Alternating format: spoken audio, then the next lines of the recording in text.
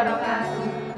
Perkenalkan, kami dari kelompok 5 akan menjelaskan mengenai anatomi fisiologi sistem reproduksi wanita.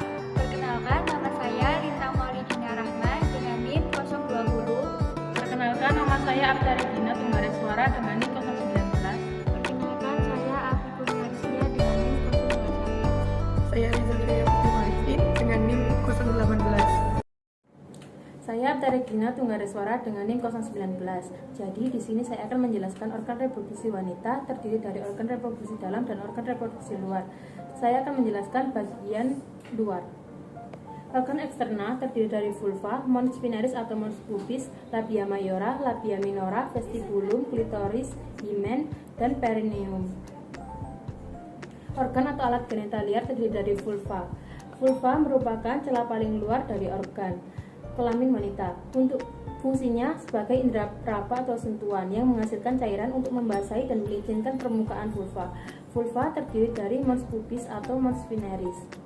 Mons spinalis atau mons pubis adalah daerah terluar yang menonjol, banyak mengandung jaringan lemak, menutupi simplicis pubis, pada pubertas ditutupi rambut pubis.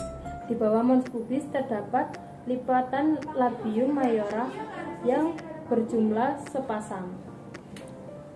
Labia mayora, ini labia mayora, berbentuk lonjong menonjol, lanjutan mons spinalis. Labia mayora banyak mengandung urat syaraf.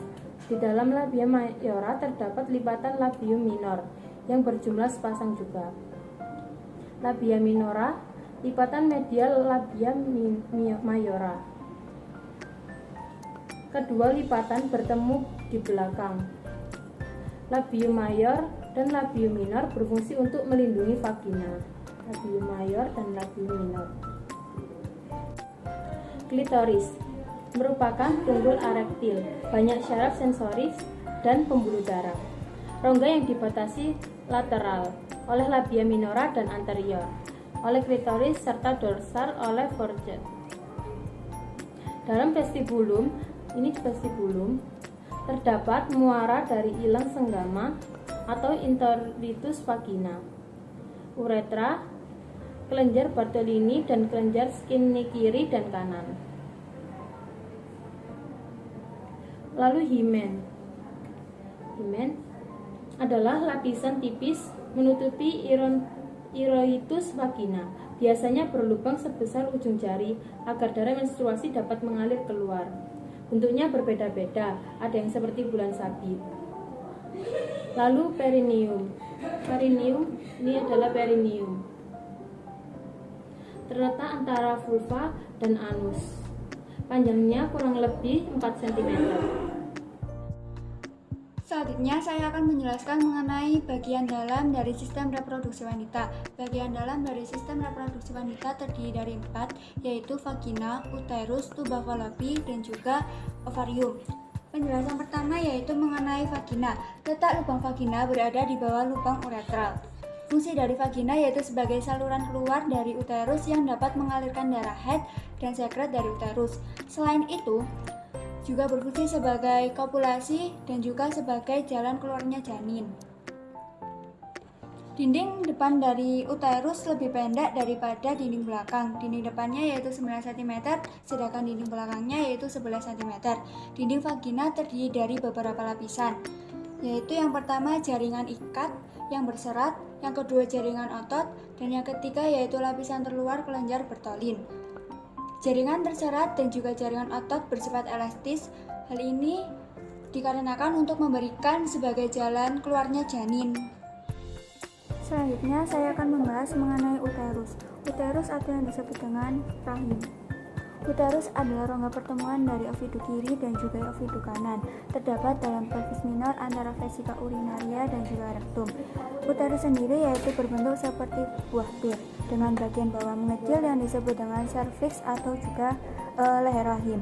Uterus berfungsi sebagai tempat perkembangannya zigot jika terjadi fertilisasi. Dinding uterus terdiri dari 3 lapisan jaringan otot polos dan juga endometrium yang mengandung banyak pembuluh darah dan juga menghasilkan lendir. Selanjutnya saya akan membahas mengenai tuba Fallopi. Tuba Fallopi yaitu saluran yang menampung ovum yang berovulasi dan juga meneruskannya dari ovarium ke uterus. Tuba Fallopi sendiri yaitu tempat terjadinya fertilisasi antara spermatozoa dengan ovum di pars ampularis. Tuba Fallopi berjumlah sepasang dengan panjang sekitar 10 cm. Bagian pangkal berbentuk corong yang disebut dengan infundibulum, dengan rumbai-rumbai untuk menangkap ovum yang dilepaskan ke dalam ovarium. Saya akan membahas mengenai ovarium. Ovarium terdapat dua ovarium, yaitu kanan dan juga kiri, terdiri dari bagian atas, bagian luar korteks, dan juga dalam medula. Pada korteks, folikel-folikel primordiasi, sedangkan pada medula, pembuluh darah, saraf, dan juga pembuluh limfe. Fungsi dari ovarium yaitu yang pertama sebagai eksotin atau menghasilkan sel telur ovum. Yang kedua yaitu sebagai kelenjar endokrin, yaitu mensekresikan estrogen dan juga progesteron. Sekian video dari kami, semoga bermanfaat. Wassalamualaikum warahmatullahi wabarakatuh.